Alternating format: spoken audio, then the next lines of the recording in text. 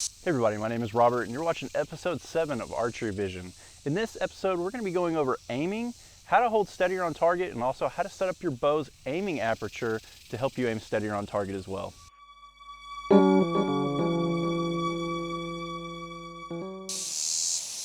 this week's form segment, I'm going to be going over one of the most important parts of holding steadier on target. That's going to be our bow shoulder. Now I'm going to go more in depth than I have in the past on just setting up how we have our draw length on our bow, or maybe how we're drawing the bow to set that front shoulder.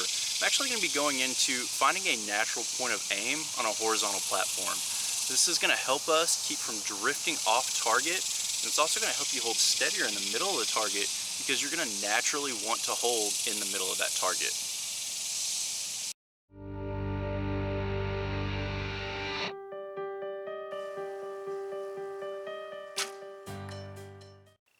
Alright, so the next thing I want to talk about here is our form and our stance. Now I like to adjust everything to a natural point of aim, and my stance plays a huge factor in controlling the drift left or right of the target as I work through my shot. Now the drill that I have for this is a lot different than what you may have heard in the past. I don't recommend drawing on target with your eyes closed, opening them and seeing where you're set. That doesn't really tell the whole story, and it doesn't really put it into a practical application. What I do instead is have you draw back on target, anchor, and put your sight in the middle of the target, and then close your eyes. And what we're doing with this is we're mimicking what you're going to see with drift if you're holding too long, or if you get weak in your shot, or maybe the wind's blowing or something's going on. It's pulling your body offline. A lot of times what archers will find is when their shot breaks, they're always going to the left or they're always going to the right of the target, and they don't know why. Well, one of the reasons can be the way you set your stance up. Now, to begin with, for foot positioning, I want a neutrally open stance where the end of your big toe on your front foot is at the base of your big toe on your back foot.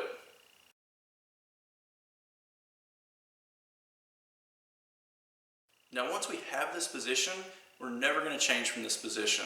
We're not going to shift the front foot back or shift it forward to control what we're seeing with the drift, because a lot of times what an archer will do is they'll get that foot too far back or too far forward, and what they've done in that point is shorten the distance from their hip to the floor on that front foot compared to their back foot. And that creates an imbalance to where you're leaning forward or trying to lean the upper body back to counterbalance it. Something's going on like that, and it's going to put you out of whack. So what we're going to do is keep them together and then shuffle the hips open or closed in order to be on the target. So what that's going to look like is I'm going to line up on target here. I'm going to be more closed than what I normally am. So my hips are right here and the target's right here. I'm a little bit more closed than normal. I'm going to draw back on target. I'm going to anchor in. I'm going to center my sight on the middle of the target, and then I'm going to close my eyes for 3 to 5 seconds. And what you'll notice is your shoulders will naturally want to align with your hips. So when I open my eyes right now, my hand is here, center of the target is here, so I move this much. So now, instead of just taking this back foot and shifting it, I'm going to keep my feet in that same position, and I'm going to shift my hips. So that's turning them together to shift my entire body around to where I'm more open to the target. There's more of my upper body facing it. And what I'm going to do now is repeat the same thing. I'm going to draw, I'm going to come to the center of the target, I'm going to close my eyes for 3 to 5 seconds, and then I'm going to see where I go from there. When I open my eyes, I'm still in the center. So here's the middle of the target, and this is where I set. This is my normal stance and the way that I normally address a target. You'll find that if you're too open to the target, your bow hand will drift to the left. You'll need to close those hips up. You're just focusing on the hips and keeping the feet the same and changing the way that your shoulders are going to naturally want to line up with your torso.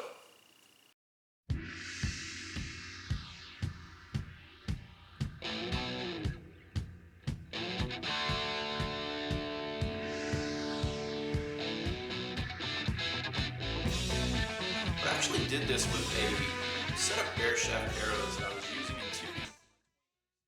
Setting up our aiming apertures correctly is going to have a direct influence on how fluid and how smooth our shot execution goes, and that's exactly what we're going to be talking about on today's Tech Tip segment of the week. Now when it comes to looking through a scope, you have a lot of options. You can do a pin, you can have a dot, you can have lenses, You can have different powers of those lenses, and all that's directly going to correlate with what your eye sees and how much movement you're getting downrange. Now, one thing that I do is I use a pin in my setup.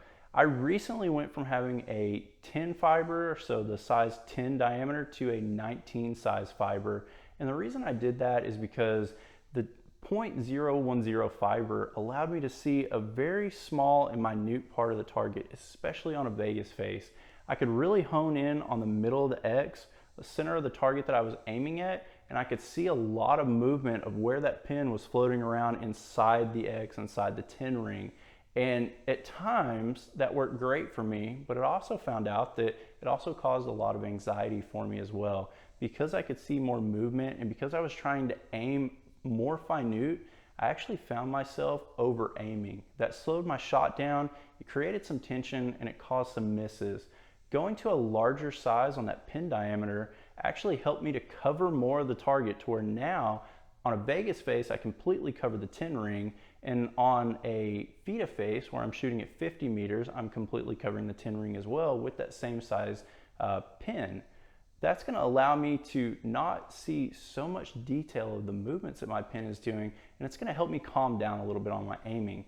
Now, everybody's a little bit different, and that's why it's a really big reason that we want to experiment with this and see what's going to work best for us. And then there's even more going into it as far as the lenses and the powers of the lens. So when we look at setting up a lens on our scope, that lens power has a direct magnification and a direct correlation with the movement that we see on target. The higher the power on that lens, the more movement we're going to see downrange. Now, that's a trade-off. For some people, they want to see the target more clearly, or they want to see the target bigger so that they can see what they're aiming at, but they also see more movement because that magnification is higher.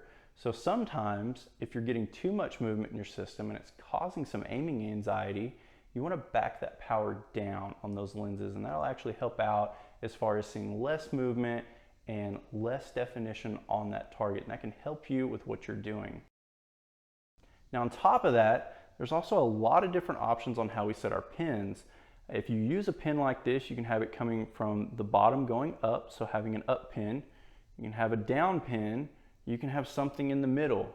So that's also going to help us too. I have talked to some archers that have experienced holding below the center of the target. So when they're here and they're looking through that pin and they're lining everything up, they want to hold below, and then they bring it up and hold below and bring it up, and that's their natural float. And then sometimes flipping that pin upside down to where it's now a down pin coming from the top of the scope, that's helped them on how they're addressing the target and how they're aiming. Now, the same can be said if you're using a lens and a dot.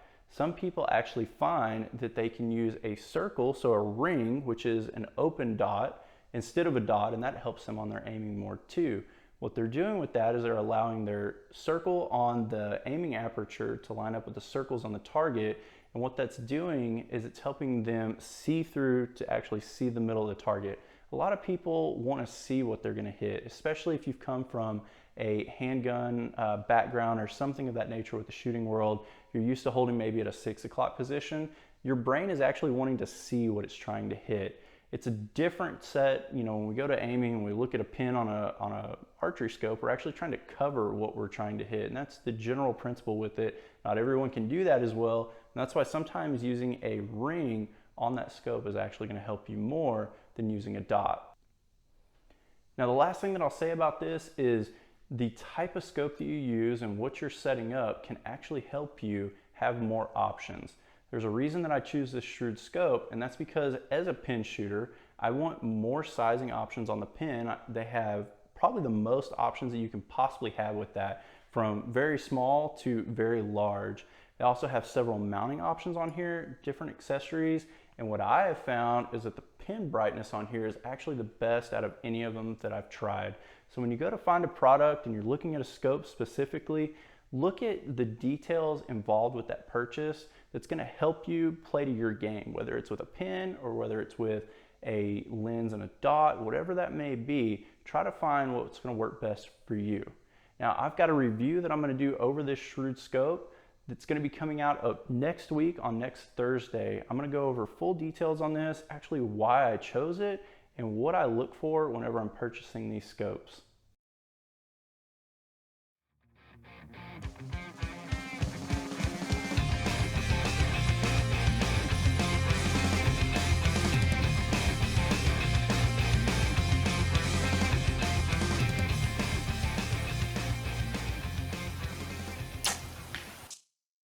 For this week's shooting tip segment, I'm going to talk about the position of our release arm's elbow and how that's going to help us hold steadier on target.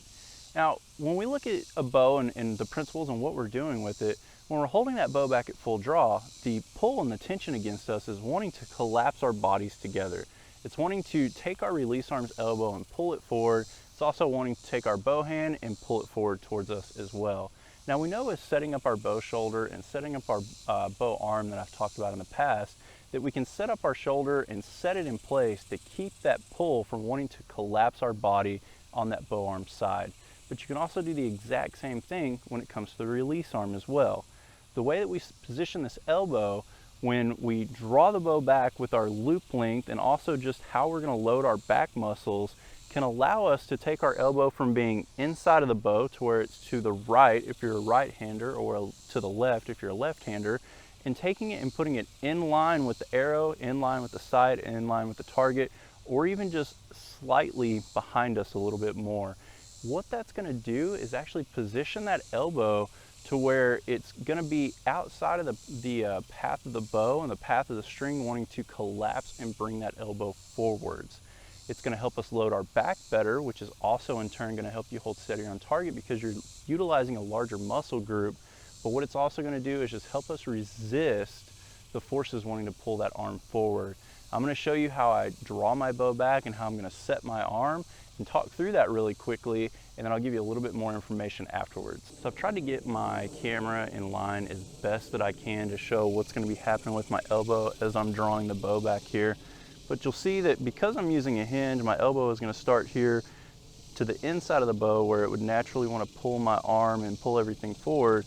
But as I set my rear arm and get to the click on my release, I'm actually pulling that elbow around behind me, and it's allowing me to lock my back muscles in place, and it's going to help me fight the forces wanting to pull that elbow forward. It's going to help me hold steadier on target. So one of the things that I mentioned there was setting the click on my hinge with the way that my elbow rotates. If you haven't heard me talk about that in a prior video, I'm going to put a link to that here in the video above. That way you can go through, you can watch exactly what I'm talking about. That's also in the shooting tips segment of the video that I'm going to mark up there for you. Now, when we're setting the release arm's back muscles by bringing that elbow around, that's something that I want to show you as well.